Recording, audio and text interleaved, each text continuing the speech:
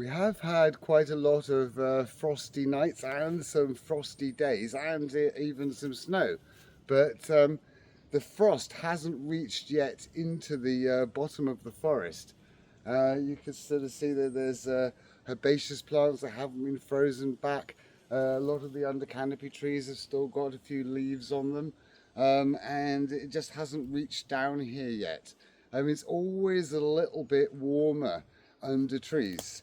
If you have some subtropical plants that can tolerate a bit of shade, it's quite good to put them under trees because they're less likely to be affected by frost. It never gets quite as cold.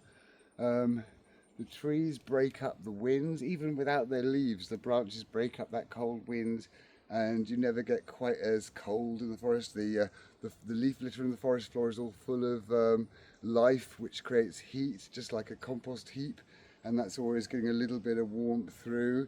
If it snows, then a lot of the snow catches on branches, and there's not as much of it as there would be in a nearby field, so it sort of melts faster, and you have a lot less deep snow, less time with snow.